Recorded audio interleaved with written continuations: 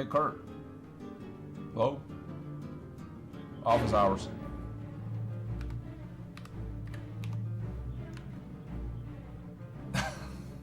Yeah, okay. Bye.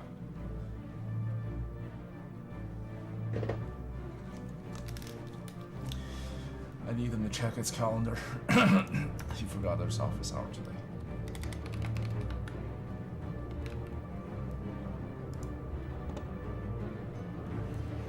I guess he doesn't have a window running or something, or one way or another.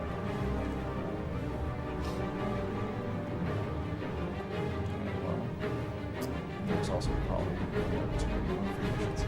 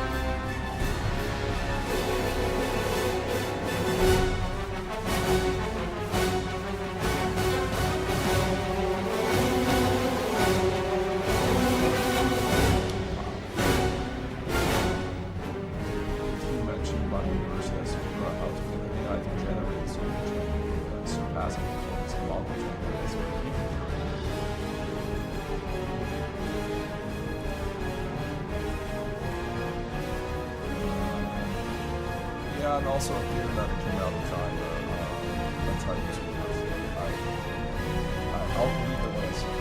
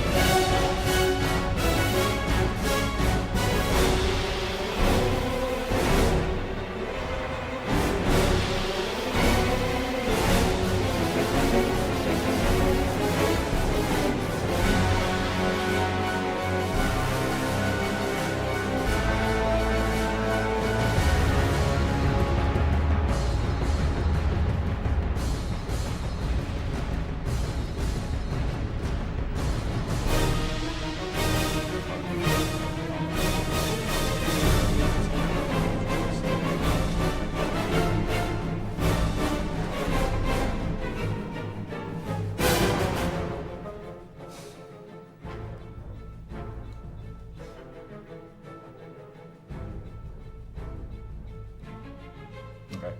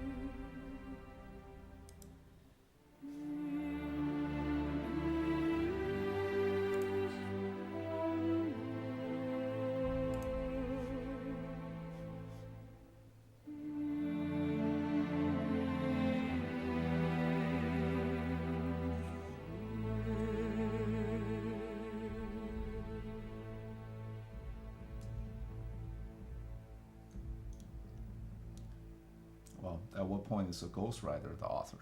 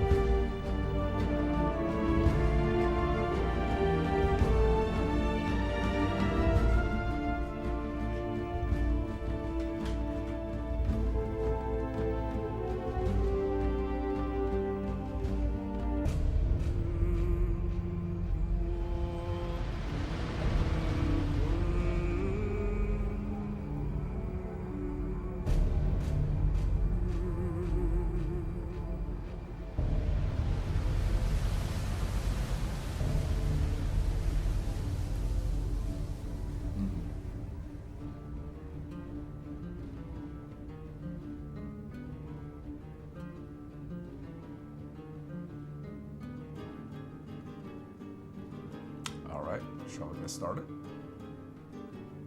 Okay. Curt, you got a list of questions and all? You ready to do the intro?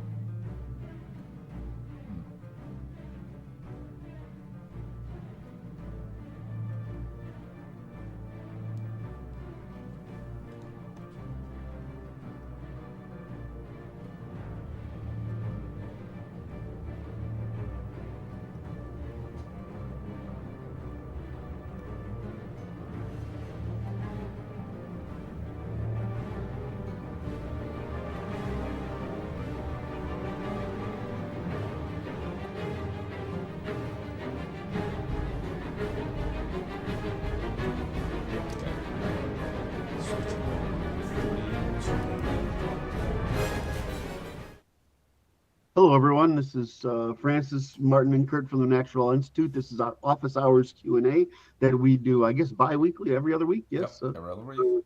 And which Francis had woke me up, didn't wake me up, got me out of bed this morning because I was off by a week and predicting whether I had some stuff to do this morning.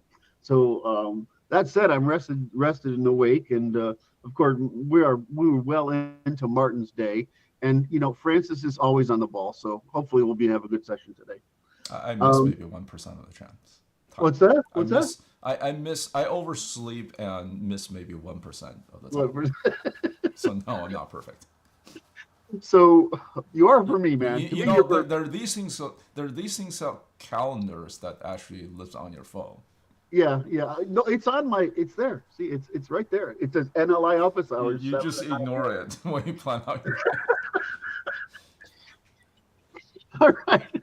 So anyway, the way it works is Francis reads the through the questions. Martin gives his usually correct answer. This one is going to be interesting in particular. So we got how many questions today? We got Well, it depends on how many we can get through. We have a very healthy backlog. a backlog, so Yes. we're going to hit everything today. Unfortunately, I've only got about an hour and a half today, or rather, at this point, about an hour 15 minutes. All right. So, without further ado, let's get into question number one. Where does Curt stand regarding the scholastic dispute on normalism versus realism? Names are just labels for particular objects, normalism, or names representing Excuse me. universal Can you types. go back? Can you go back?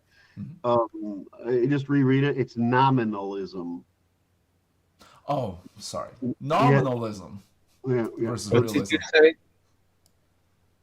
Nominalism being names are just labels for particular objects, or names representing universal types which are objectively real, and primary realism. Is Curt a philosophical nominalist? I know Curt is an Aristotelian and not a Platonist, but Aristotle seems to value empiricism and induction while still believing in the real existence of universals like forms and prime mover, etc.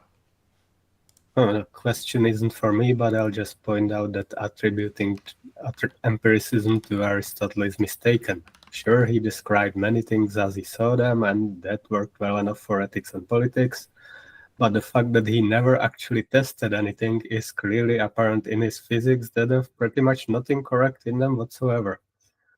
Empiricism really emerges during Enlightenment in Britain, mostly associated with names of Bacon, Locke, Hume, and Berkeley.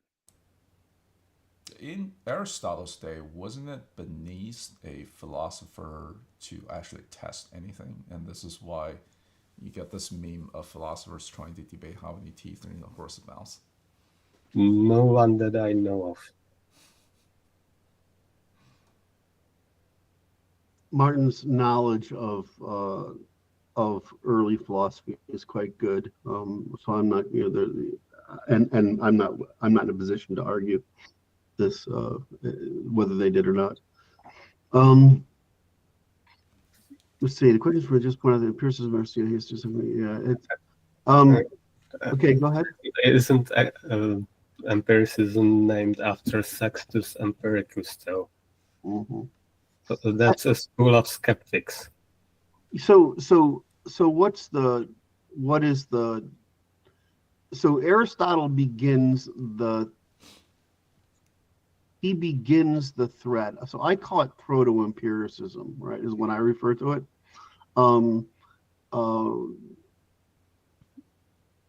Is that the wrong way to talk about it? I mean, I don't know.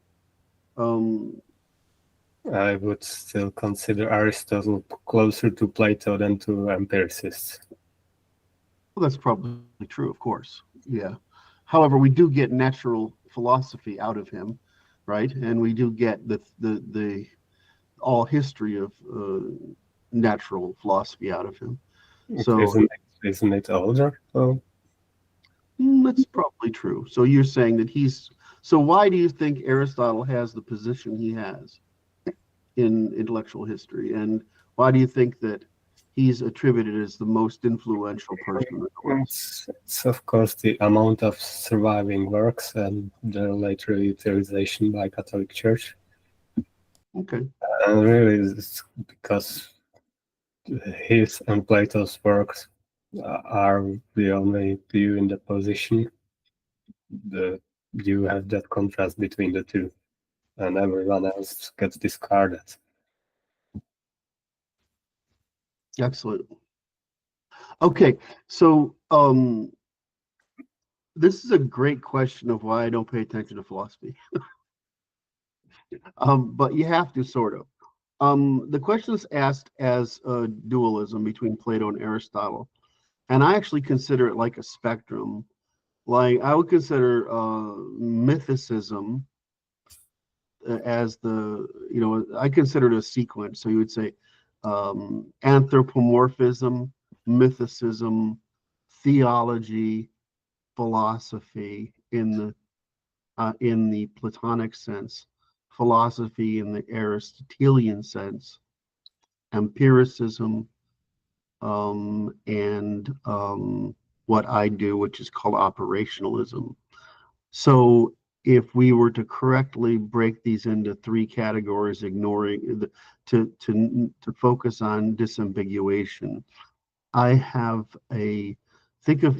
would say I would reform my work as a rather radical innovation that I'm only beginning to understand myself, because I don't think in terms of the history of thought. I think in terms of the history of science. So, when I say, if you were to ask me how to position it in the terms you've provided, I would say I'm a reformed Aristotelian nominalist grounded in operational realism. So that's the way I would. So in functional terms, I'm an operationalist. I describe what is visibly extant. So I'm just trying to make a list here. I reject the classical metaphysical realism. I reject naive nominalism.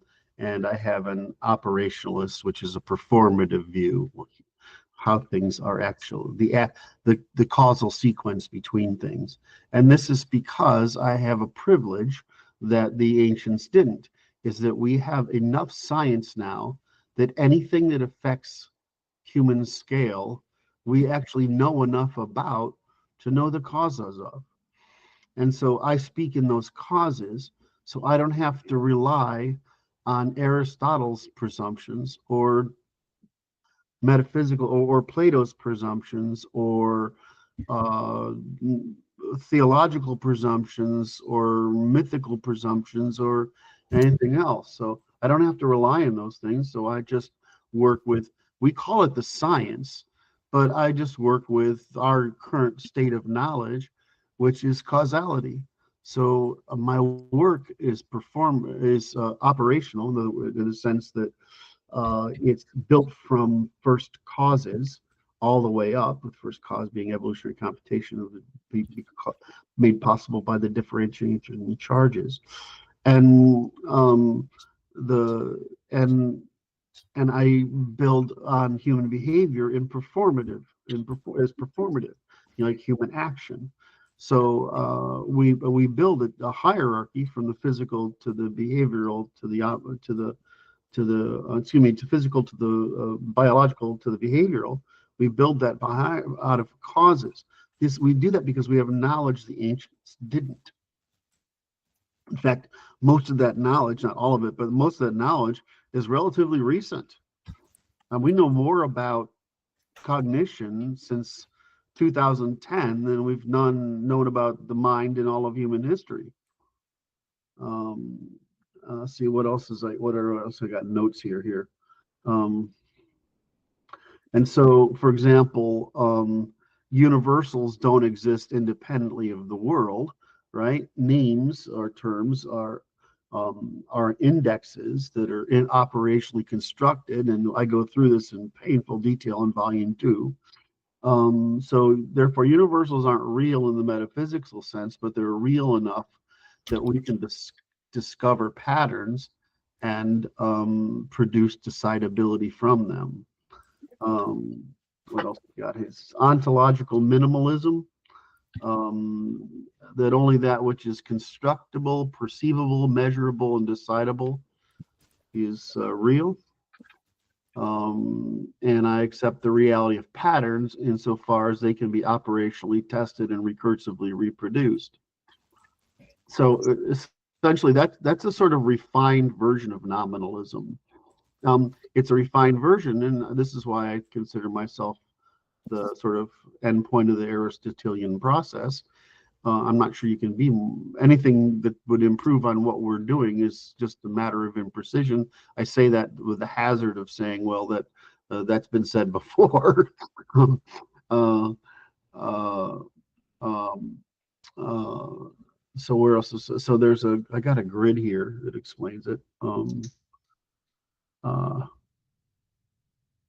Yeah, that's the same thing. So it's operational realist is what it's really called. And universals are names for classes of operations, not metaphysical entities.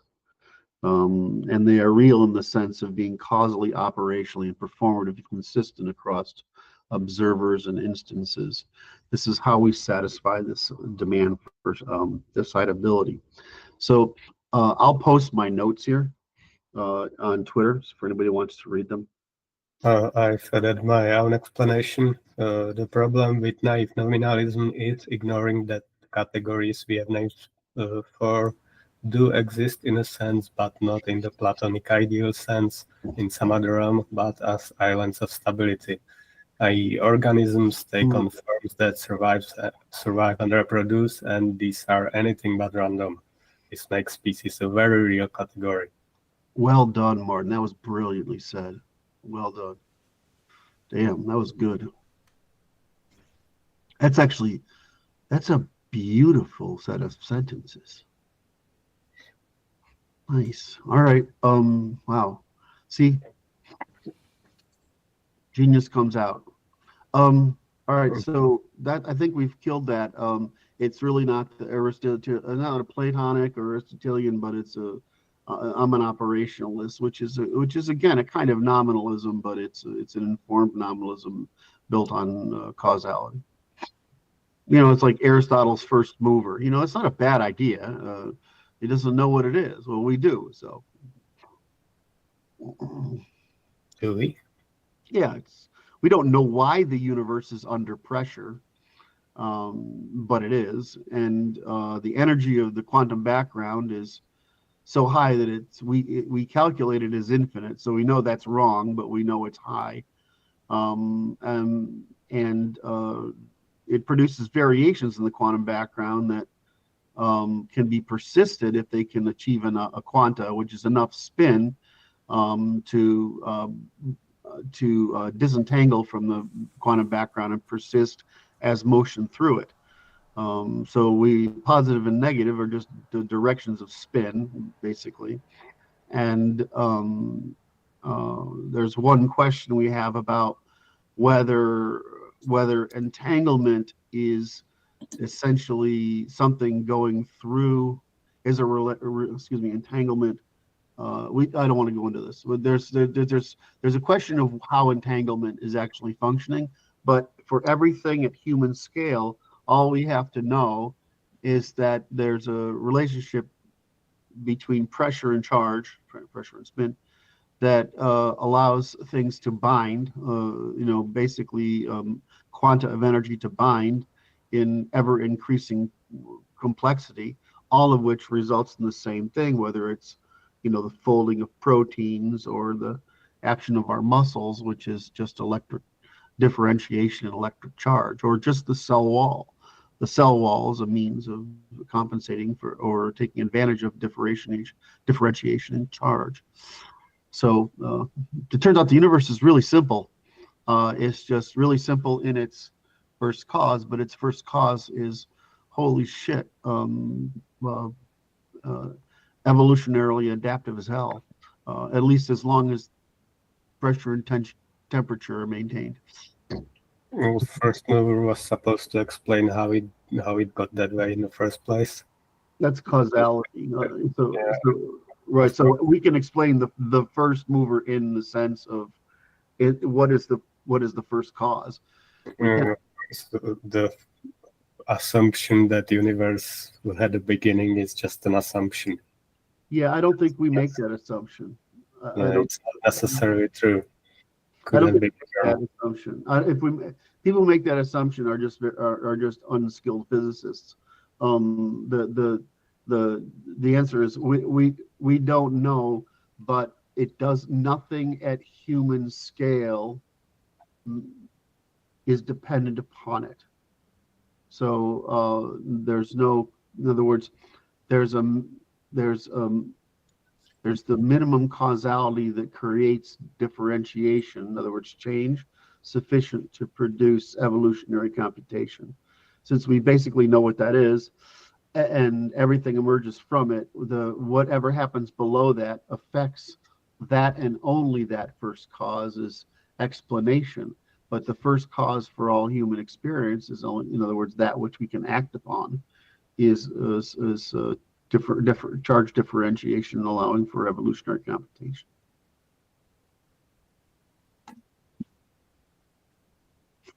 All right, so we kill that one. Yep. Yeah, I mean, I would say that this is a really great example of how, because I've been working on it this week, this past couple of weeks, because I'm trying to make sure I know how to explain our stuff to people when the book comes out. And this is partly driven by Megan, who wants us to have talking points and whatever. And I'm like, okay, I finally got to learn how to talk about our stuff in a way that people understand it. And so I'm working. You can ask the AI to distill it down to something. Well, I do. I say this is given these parameters, do this. I mean, once you stick the 4 volumes plus about 10 other documents into a project, right, and you build up enough of a theme in a chat that it's got the context right, it answers everything. You can, like I said, it can answer all the questions without the need for training if it has that there. We just don't want to make every session in AI processes require to import all that fucking text. I mean, so it's pretty good at putting an explanation together that bridges that sort of gap.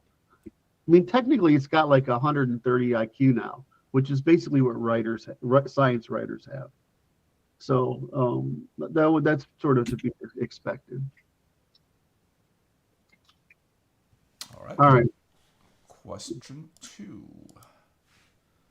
Given the huge scope of the work, I'm guessing the 7 volumes will take quite a few years to be published. But is it possible that in the near future, NLI will release an AI that is loaded and trained with NLI material that people could access and use to ask questions? Well, did you ask the right question? Yeah, you asked the right question. We're training it right now.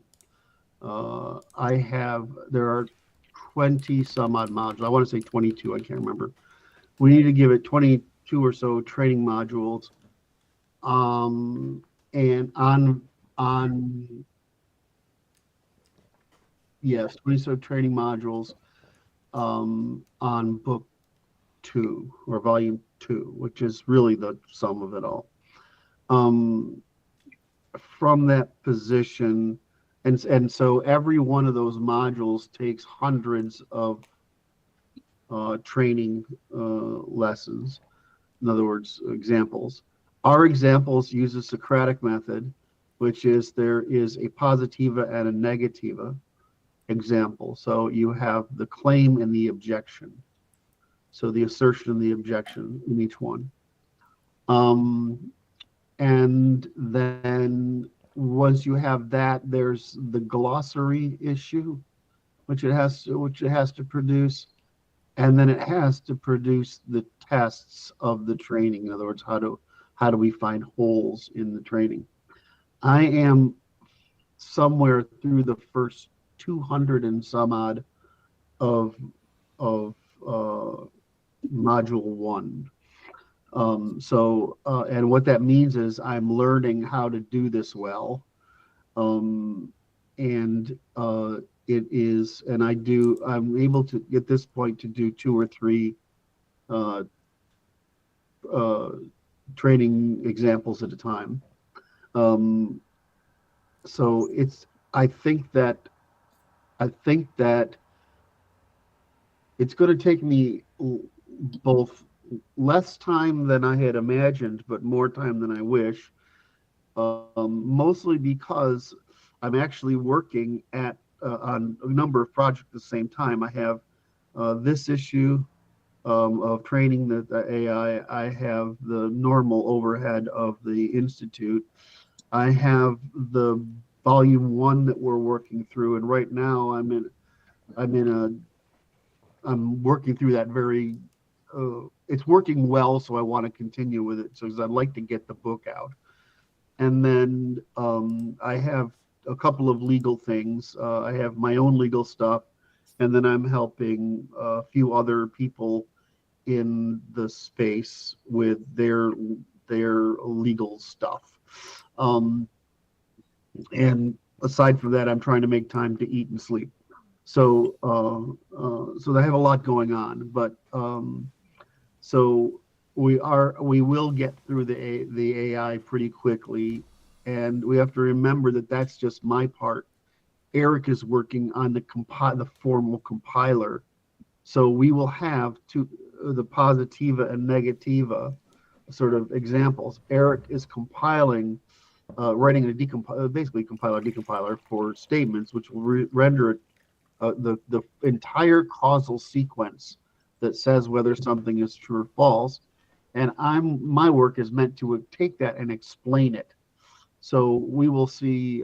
We should get a pretty precise, essentially a proof.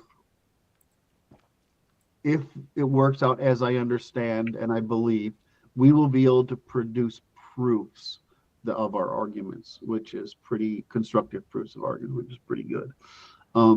So I think it's going to be important, and I think it'll be important in that while we wouldn't make a foundation model, we could it's because it's just the billions they're spending on them. What we would do is we could license this technology to one of the large AI producers. We have contacts, so we can make this happen, and we license this. And when we license it, we would do it in a form that will allow them to use it to train their models, to train their models out of the stuff that's untrue. That would be the way to look at it. So that's our hopeful direction. We will also put a demo up so you'll be able to work with it. We'll do that when we're raising funding for the developmental work. And then, of course, we'll include it in the Runcible Oversing product when that happens. So now to get back to your fucking question. It's not like the 7 volumes aren't drafted. They're all just in different sets of completion. And given the rate that we are able to work with the assistance of the AIs in producing each one, I expect that to increase. Some of these books, like the history, I mean, I've basically written that fucking thing, right? The prosecution isn't very long, and I've basically written that thing. The book on religion that's going to take a year, because that's hard. The book on the science is the one we're questioning, because there's so much of it's in the logic. I feel like it might be duplicative, but if we get far enough along that those questions need to be answered in more detail. It's mostly about cognition. Then we'll answer it. But it is mostly about the difference between the rest of the volumes, which are largely social and political, and measurement, logic, social, political. The difference between them and the book on the science is the book on the science is much deeper into psychology, so it explains a lot more there. All right, so is it going to take quite a few years? It's going to take a couple of years for certain, and it depends on a lot of things. Like do the best I can. I can only work so hard, and these guys are amazing, and without them, it would go at a tenth of the speed. So that's my answer.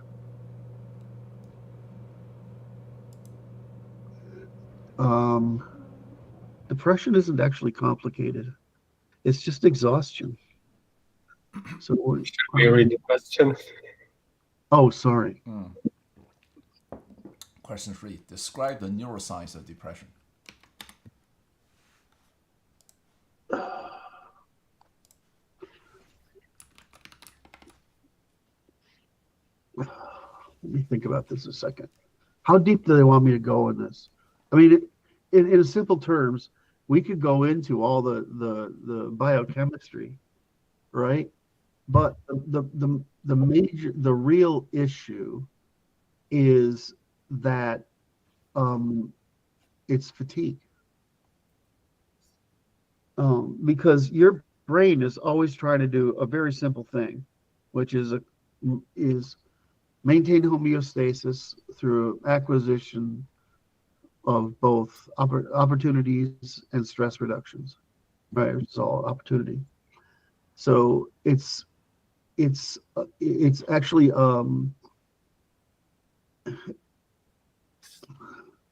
it's a systemic failure due to exhaustion. Now, I'll give you the technical way I would express it, which is it's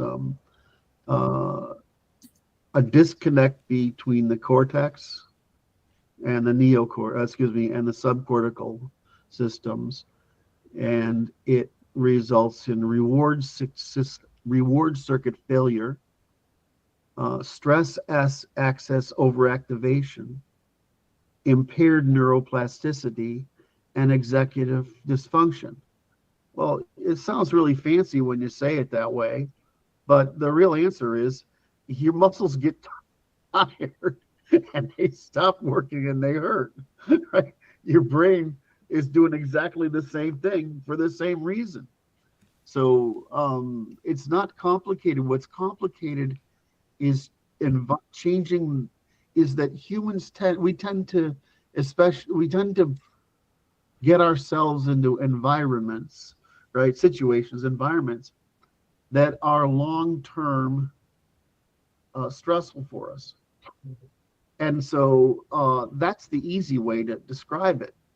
But the more difficult way is what psychologists try to fix, is they try to fix, what are you trying to do that's failing, that's making you exhausted? And so most of that comes from some kind of wrong think. That can be wrong think in that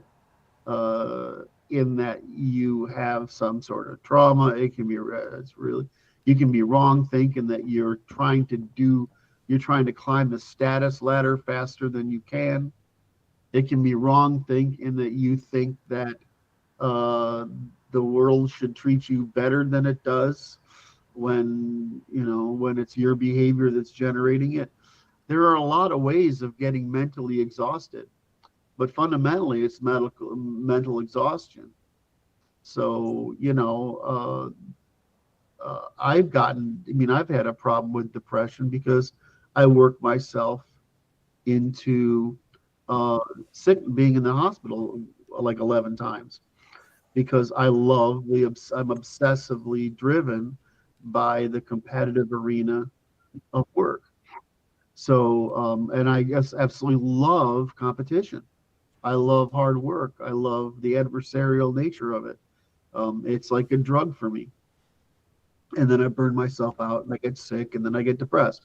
I'm like, so what do you do? What you do is you don't work for a while, you sleep a lot, you eat healthy, you don't work on stuff, and you spend time with friends and family. I mean, it's not even complicated. The problem is putting yourself in in whatever situation leads to your depression. Now, some people are just biologically disposed, and so that requires either effort or chemical assistance. I'm not sure where I am on this stuff because I understand the ups and downs of both. I do know that that the problem with the psychiatric field is that there's only 10% of the people who practice it should be in it. You mean they're not empirical enough? They're more like touchy-feely type rather Yes, they're than being feminine. scientists. This is Karl Popper's complaint about it. He says it's an utter pseudoscience. Hmm. And so this was pretty well understood by the mid 60s and certainly by the 70s, which is where we got the cognitive science movement. Is the cognitive science said psychology is utter bullshit. Hmm. So we have to create a new field to correct it. And so of course I was part of the cognitive science generation, movement generation, so it affected me. And so that has had some effect. Cognitive science has had some effect, but fundamentally the kind of people who go into psychology, unlike who's the guy that's really popular right now that we promote all the time. What's he known for? He's a male point of view. Fuck his name. It's got a cool name. I'll think of it in a minute. So there are people who are still trying to correct the field by talking rationally about it. But the field started out as feminine, and it evolved out of Jewish thought, which is what's his name, Freud. It contains all those feminine disasters. Oh, you were talking about Carl Jung? No, I'm talking about Freud. No, you were talking about Freud, but before, like someone who you forgot the name, is a Carl Jung? I would just say again, Martin. Jung was working with Freud and this follower. And well, I don't know. Jung is an anti-Freudian. He got in a fight with Freud because he eventually said Freud was wrong, and he's right. The Jungians were more correct than Freud, and but the cognitive sciences are more correct than Jung. Mm-hmm. So the problem then is once you understand the cognitive science, how to use verbal counseling in order to bring about change. Oh, it's Teraban. That's his name. The guy's name is Teraban that's doing it right, so to speak. Okay, never heard of it. You should. It's really PsychHacks channel. What? PsychHacks channel, or however you read it. Yeah, PsychHacks or PsychHacks. So Teraban's got the right thing, and I think he's moving the whole industry at the moment. The same way that who's that Muslim chick that's really good out of Dubai is, and they're starting to work together, which I think is going to be a good force. But there are a lot of people that are deeply entrenched in bullshit. So the problem is that the field has not yet adapted enough to be able to satisfy the spectrum of needs people have to adapt. So one of the reasons is, one of the evidence is men basically constitute a tiny minority of people who use psychologists. And the reason why is they try to put you into the feminine frame. And I can't tell how many psychologists I've told this, you're provoking our disgust response, a disgust response in ourselves, because men don't want to know how to be effeminate escapers of reality. Men want to know how to carry the burden and how to react to it. And so they get all horrified when you tell them that they're hurting people. But it's not even good that they're telling that stuff to women. Yeah, it's actually true that it isn't good that they're telling that stuff to women. So so the neuroscience of depression is really just it's just like you build up exhaustion, waste material in your muscles. You do that in your brain, and your brain we forget that you can stop your muscle, right? You can stop running, but your brain doesn't ever stop. We just throttle the output from it when we rest or sleep. So that's why you dream and such like that, is that it's always doing the same shit, but it does it with whatever's available. So the way your long-term memory potentiation works is that while you're sleeping, you revisit all this shit by auto association, whatever new patterns have been developed down in your hippocampal region. You're just revisiting that shit. So the truth is, you don't even get rest when you're sleeping, right? You actually have to contextually change such that you environmentally saturate yourself with something that's contrary to whatever is exhausting you. So you've got So, to. And most people won't. Most people either won't do that or are in circumstances that they can't do that. so a member of our audience asked a few minutes ago, please go dive down the neurologically deep level, and I'm kind of interested too. So what is that neurochemical? What are the neurochemicals imbalance that depression causes? I will break it down for you. So the first one is the macro. I'm going to do it from top down. The macro level disruption. In other words, imagine that that you have a lot of things that are painful or troubling or depressing or whatever to you. Essentially, those things are spread around your mind, your brain, because your brain stores things as fragments, right? That are associated. Episodic memories. Right. And so even those trauma, I don't want to call them trauma. That just sounds too fucking pussy to me. Those negative things are get associated with each other, so they can provoke each other. So what happens is your head is full of landmines, right? So now what's happening is you're trying to think your way through life while avoiding landmines, right? And so this disrupts the default mode.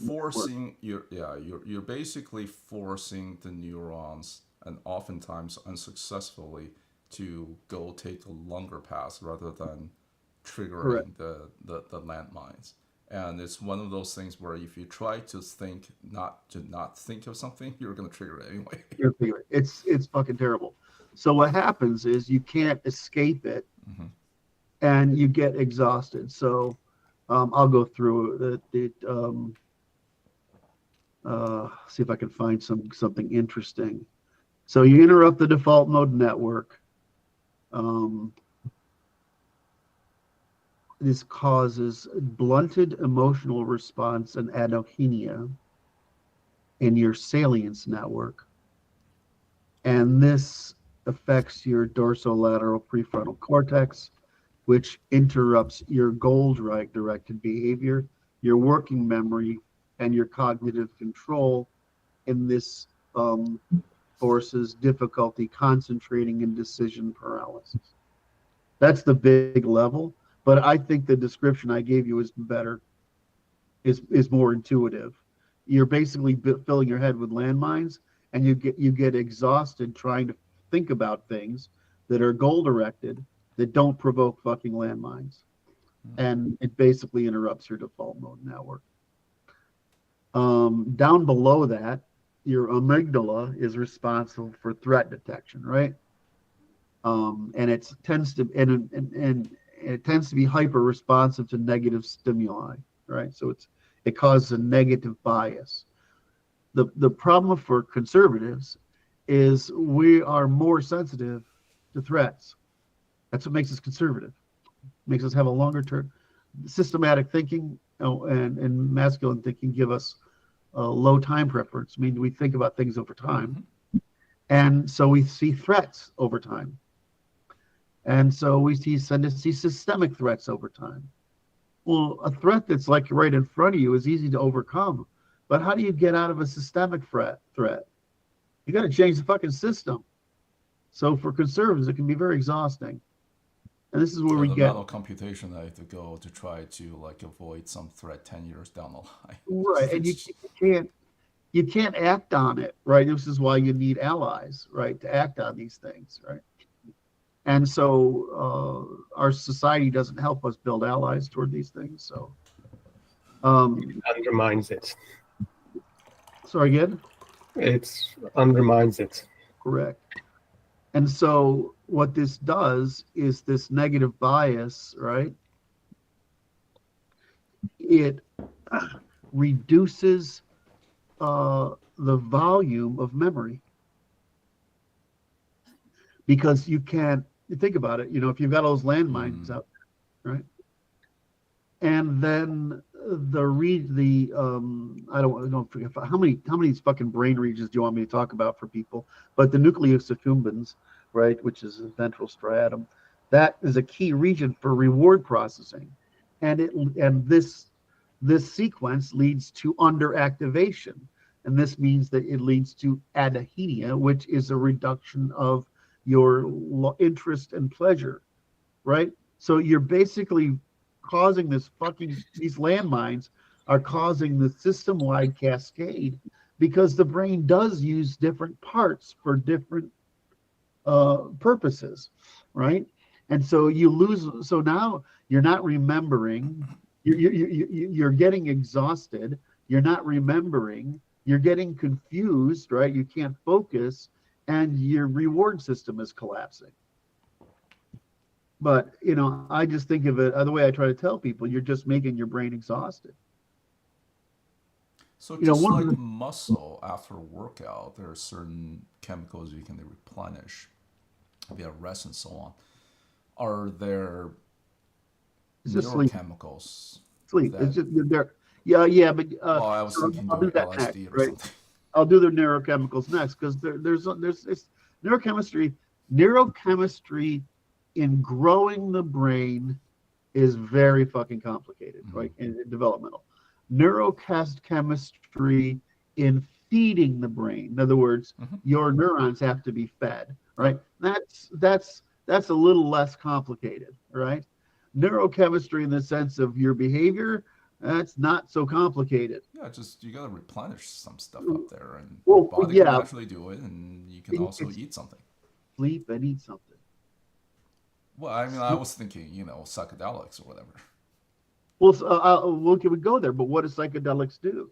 They distance your ability to interpret the valence of whatever the network does, so you essentially can develop new ways around your landmines.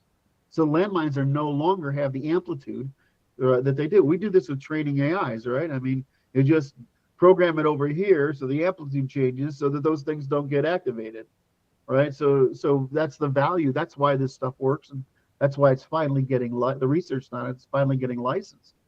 Sometimes you can develop new landmines. Oh, of course. Well, yeah, of course. Bad trips. I can't think of a way to spin that as something about dating women that don't agree with you, but all right. So let's talk about the three most important neurotransmitters, which is serotonin, right, which regulates your mood, sleep, and appetite, and that's what we usually target with antidepressants, right? We're trying to we delay the reuptake of it so that you have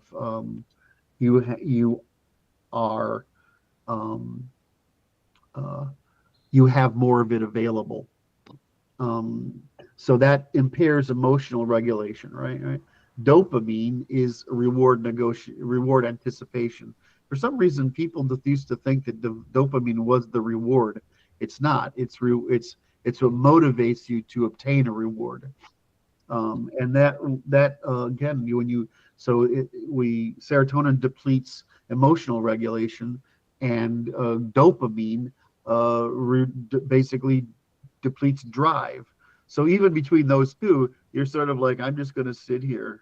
What is your body telling you to do? It's telling you to fucking sleep and leave it alone, right? And norepinephrine is the third one, which supports arousal, alertness, and attention. And this is more of the same, which is leads to fatigue and cognitive slowing. So again, it's just like your muscles. You're exhausting your neural network, and you're driving yourself to the point where you basically need to hibernate to recover. Now, there's also stress hormones, which is I don't think that people talk about this very often. So in the hypothalamic pituitary adrenal sequence, right? Chronic stress, which is cortisol, which is my fucking problem, leads to hippocampal atrophy, amygdala hyperactivity, and insulin resistance and neuroinflammation. I have all of those. This results in persistent vigilance, poor memory consolidation, and metabolic dysregulation.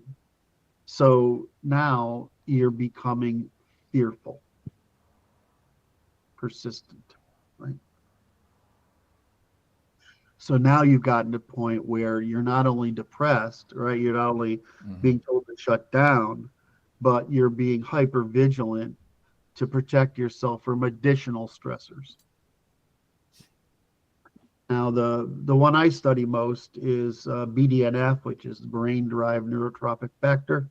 It supports neuron growth and synaptic plasticity, and it gets reduced, especially in the hippocampus, which stores memories.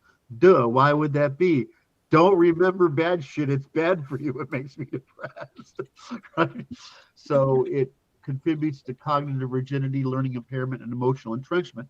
In other words, you start to get into the evil cycle of depression that lasts. So most people go through periods of depression that are normal, right? And even most people, almost everyone has some 1 or 2 periods of real depression in their lives. It's normal. But once you get into persistent depression, you're having a problem with you're having a problem with your feeding your neurons, basically. So antidepressants and the most important therapies, here they are, ready? Food, exercise, sleep, and psychedelics. Now, you can get ketamine therapy now, which will most likely cure you. I mean, the problem with ketamine therapy is that it's very difficult to tell if a person has hardware damage or developmental hardware damage. So when you get to the point where you get someone and they're depressed, there is a statistical possibility that person is what's the pre-schizophrenic, right? So when you give them this chemical, it actually makes things worse. You puts them into schizophrenia. Yeah. And I want to put on a causal axis here, is that it certainly appears that almost all, I don't think here it's the next section. Almost all of these mental issues are actually something to do with the immune system we don't quite understand. So we know depression is somehow affected by immune system, and we know schizophrenia is somehow affected by the immune system. So there's some immuno thing, but it'll turn out because we made the mistake to screw Neanderthals or something. You know, I mean, I don't know. I'm trying to interject humor into this. Probably more the other way around. Yeah. From what I read about Neanderthals, they're stronger and they're smarter. Yeah. Somehow we genocided them. They had bigger brains, but the problem with bigger brains is so do wolves and dogs. So the problem with the bigger brain in a wolf and a dog, or in most species, in other words, your brain can shrink due to domestication syndrome. Yeah, is that it's there to make you more urgent in time. In other words, why don't blacks have bigger brains? They don't have bigger brains. So why? Because they're part of the human spectrum, not part of the pre-human spectrum. You don't throw me off. I got to keep on track here.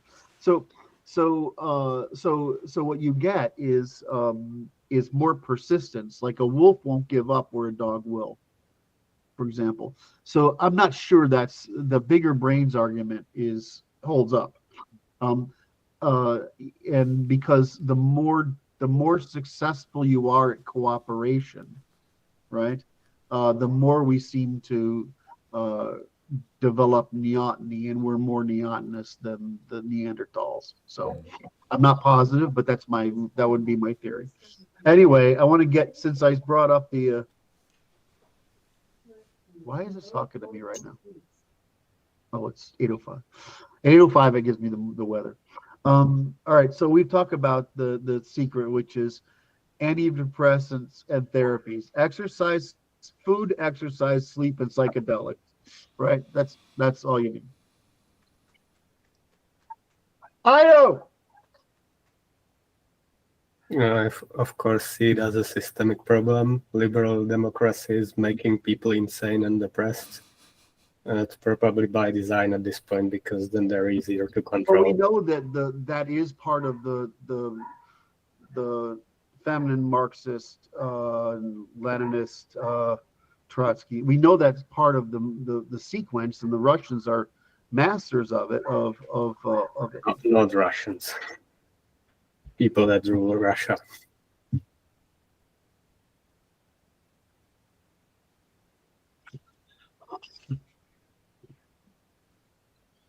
So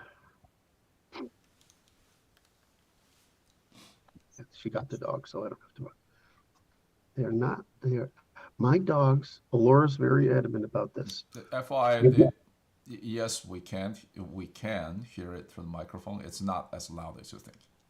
It isn't? It is. I Oh, did. I thought it was. I can ignore it. It sounded like a dog barking from maybe half a block away. Okay. For me, it's like intrusive. It did even register the clapping. There must be some noise reduction. Oh yeah, There is. noise reduction. It's All right. just the EQ thing. So the last thing is neuroinflammation and immune signaling, right? Mhm. So it elevates a bunch of cytokines, which are found in many depressed patients.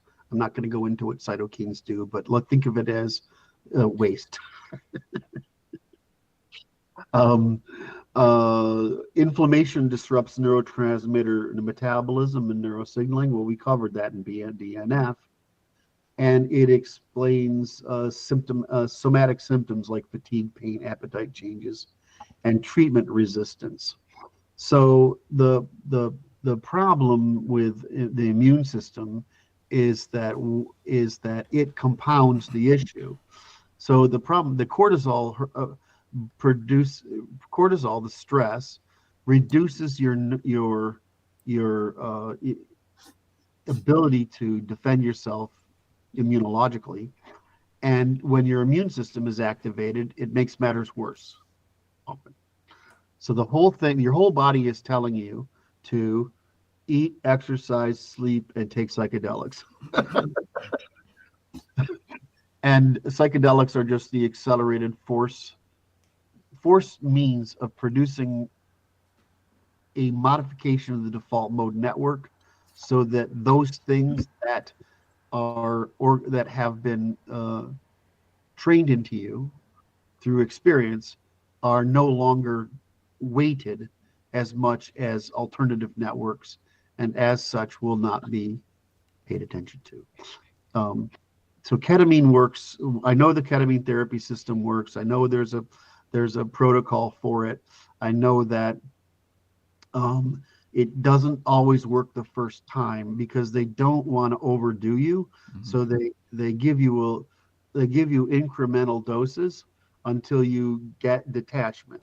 Detachment is where you are not completely losing your mind, but that you are no longer bound by the weights of your default mode network and its associations. So I know it works, and I'm not. I don't need such things, but I know people who do. I have a friend that does. We probably know that who I'm talking about. But you need to. But if those people are in any chance of being pre-schizophrenic, and this person is, then you can't use it. You're left with taking care of yourself. So, what little experience I have with psychedelics, it doesn't seem to work on me like people describe.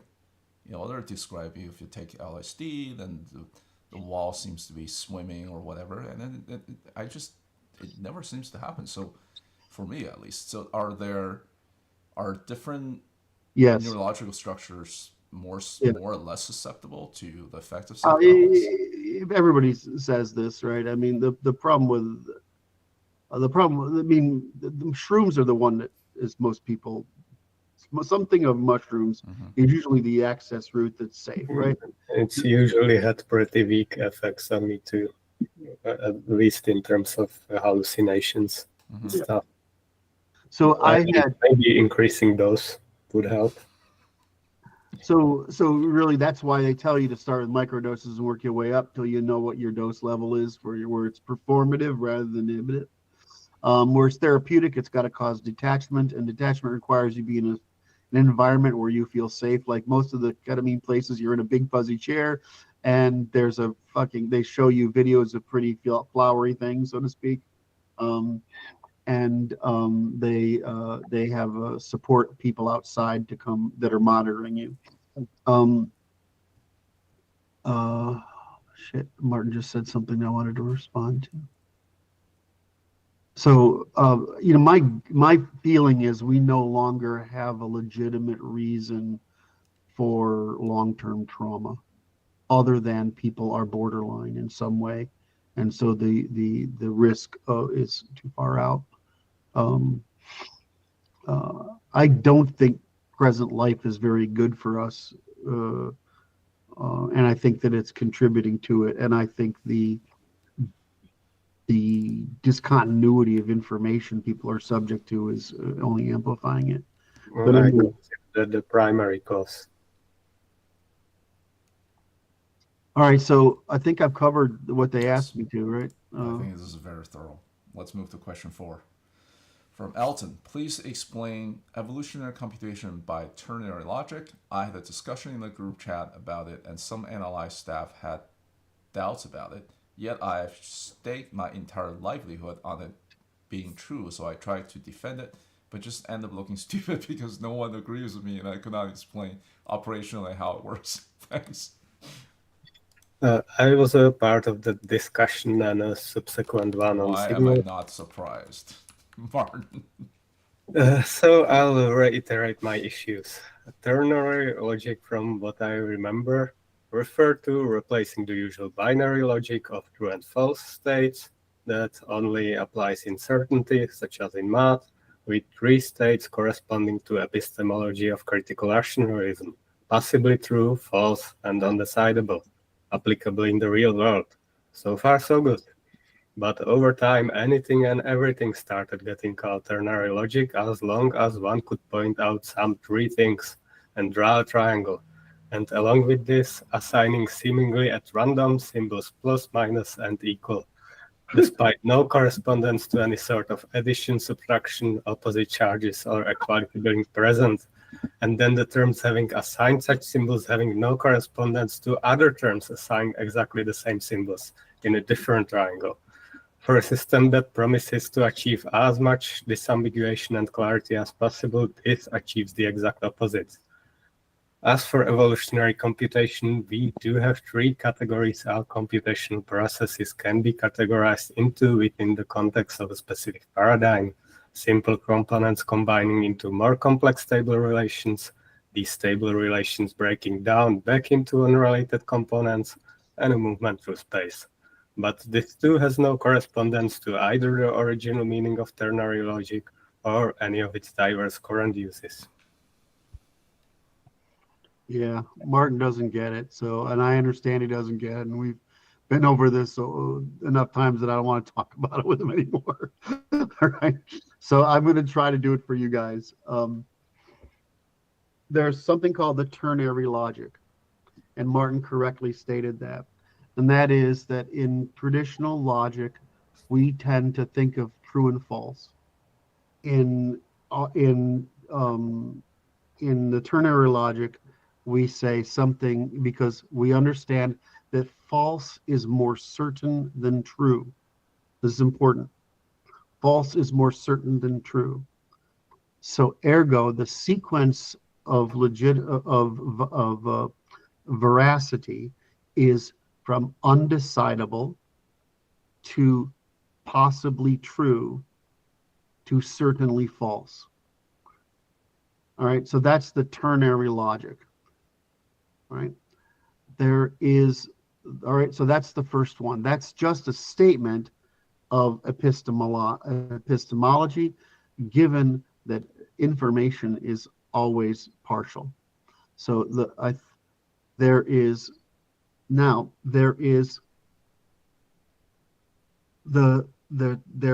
evolutionary computation, which is that the universe accumulates energy density by defeats entropy and produces persistence by trial and error, right?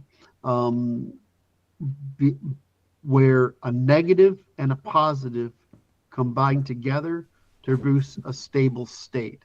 So that only works like that in physics, though, and not in gravity. You don't know. That's not true. I'll go back to another one. All right. So evolutionary computation, everything that evolution has produced is produced by the differentiation in charges accumulating into a stable state, and a state existence, therefore, is persistence of the accumulation of energy from unstable entropic states to stable matter states. Right now, so that is evolutionary computation. Evolutionary computation, therefore, follows the ternary logic, which is there is a true, there is energy, undecidable. There is a true statement, equality, and there is a false statement, plus, and there is a false statement, minus. So what we're basically saying is that that we can logically describe evolutionary computation as the combination of charges, plus and minus, into a state called equality. So there is the ternary logic of evolutionary computation. Next, we find this pattern, the ternary logic of evolutionary computation, is the first principle of all existence. It's the only tools the universe has to work with. So all of existence can be explained as evolution by these charges and these finding stable states in the defeat of entropy. Now, however, because these accumulations of energy manifest new opportunities for new recombination, particles can manifest and organize into elements can or into molecules into biomolecules, biomolecules into organic compounds into cellular walls into a stable system, stable system into organelles into organisms into multicellular organisms into cooperation into communication by different electrical, chemical, mechanical means, and so on. This process is always describable not only as its first principle charges, but as manifestations of those charges. So you will always see energy in some form crossing some gradient where it is put to work as simpler or more complex forms of energy. So then we have to get up to where we say, okay, well, then I'm going to skip a bunch of stuff because the biology is boring. But if you get multicellular, then you get into sexual reproduction. Sexual reproduction is a feminine consumption, which is demand for energy, and the male contribution, which is the supply of velocity. Then you go up to sexual cooperation. Then we go to human cooperation or sentient cooperation, which is I have a demand and I have a supply and I have a choice of whether the supply and demand will come together. So that's an equal sign, right? Again, so there you have always at all times an exchange going on, which produces a stable relation for some period of time, the result of which accumulates in the capacity to do work. The capacity to do work, the capacity to cooperate, using increasingly using memory, using increasingly complex means, and so we end up with the three means. We likewise end up with the cooperation consisting of three states.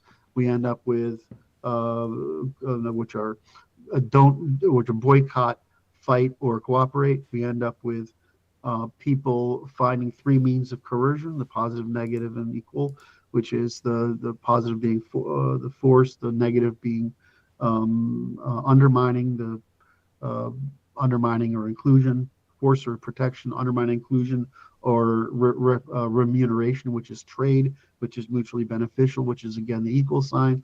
And we end up with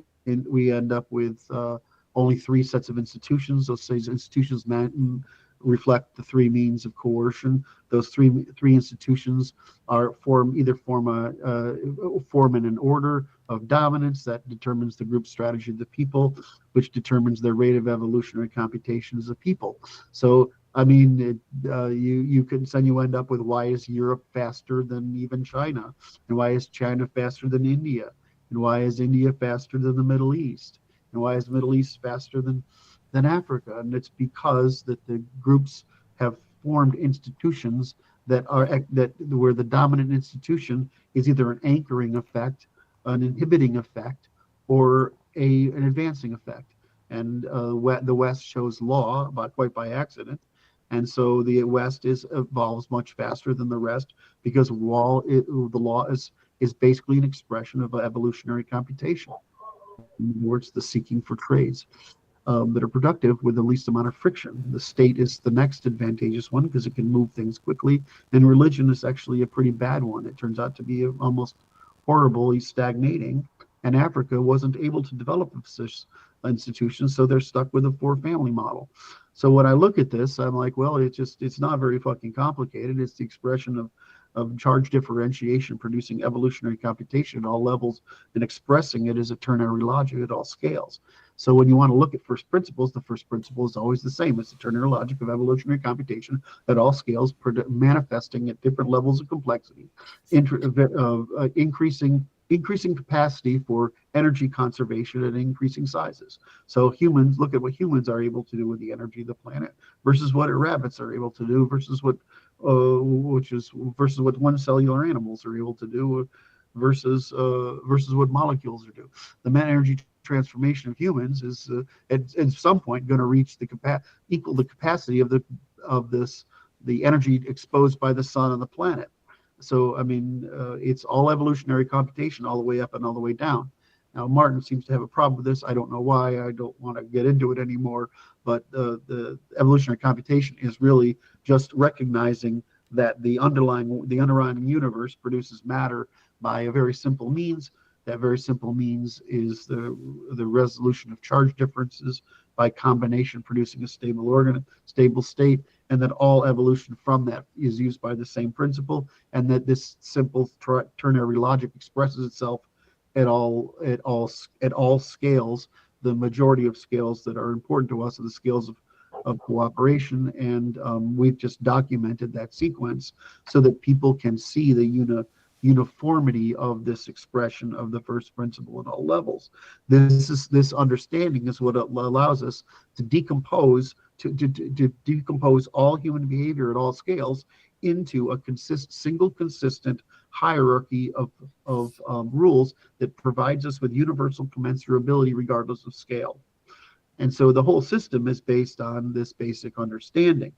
I realize that if it's giving Martin a hard time, that and if you're asking the Institute fellows and they're different on it, that it's a challenge, right? I may realize that I have failed somehow to be able to describe to people what is the core principle, though I had hoped that if you read volume 2, this should come across, because it's basically the constitution of volume 2. Volume 3 is actually an explicit destruction of this because it's called the logic, right? It's called the logic of evolutionary computation. Brad and I are about a third to halfway through the logic of evolutionary computation, covering all this. So I hope that at some point the volume 3 solves the problem of everyone understanding this.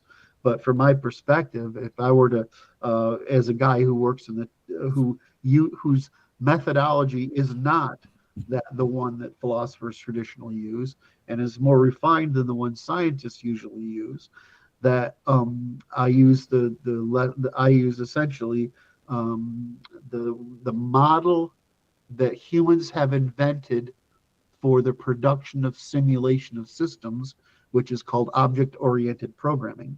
I think of the world, and I use the strategies and techniques I use to look at how would I express this process algorithmically and operationally absent discretion. And so I put together this system, and I've tried to and in the logic I'll describe it at all levels, but I understand that it is somewhat challenging. We had the last person ask a question like, well, how do you compare yourself to Plato and Aristotle? I would like to say, I don't. It's not a binary choice, it's a ternary logic, and the ternary logic is one of increased precision. So I use a more increased precision, a more sophisticated method to produce a thing that is counterintuitive, but does achieve in the end result what I have sought for, which is a system of a universal value neutral system of measurement for everything possible in human experience at human scale. Okay, I don't know if that made any sense to anybody. Well, it has confirmed my objections because first use is inconsistent because sometimes equal is used for the result of combination, and in other times it's used for one of the three possibilities. For some reason, that level of abstraction is hard for you, and I don't want to talk about it with you. So you're just dismissing me and concluding that I'm just because I know what you're doing. Refusing that I might have some legitimate criticism. You don't have a legitimate criticism. You could only have a legitimate criticism if you could demonstrate it and then say, once you demonstrated it, how it was wrong. Since you can't demonstrate it, you don't have a legitimate criticism. Nothing I say about this is satisfactory demonstration for you. Sorry? Nothing I write about this is now satisfactory demonstration for you. Right, I said you can't demonstrate it. I agree. Well, because you reject anything as a demonstration. So I reject everything because it's not a demonstration. What you're saying is you don't understand because you don't see That's not what I'm saying. What? Yes, you are. Saying you don't understand because you don't. I hate to break this off right now, but I do have to run in about a minute or so. So right. Either you guys carry on this debate without me, or we can end it here. All right. So did we got through how many questions? 4 today? Yes. All right. I had a lot. I wish we had more time. I'd like to do 1 or 2 more, but we don't. All right. So that's it. So we closing? Is that what we're doing? It's up to you. Well, I can just shut my camera. Right? It's still fun without you. All right. Okay. So this is I do apologize. This is Francis, Martin, and Curt for the Natural Law Institute. This has been our Friday, May 9th, 2025 Q&A session. Francis usually puts the links for how to submit questions into the chat box or the comments below. Yeah. Please do, and we'll look forward to hearing from you. So one of our audience did say, and I want to leave this as a closing remark for Curt for you to think about it as well, is what does Martin need to do to demonstrate the criticism? Demonstrate comprehension of it. It's not complicated. You guys can do this one. I understand evolutionary computation just fine. I'm saying this is a terrible way to describe it because it's not consistent. The symbols don't correspond to what they're supposed to. Martin, I would say this. Propose something better. Yeah, because Brad, I certainly know Brad and I understand it just fine. All right. So maybe care. I need to talk to Brad instead. Yep. Bye-bye. Okay. Signing off. Bye, everyone.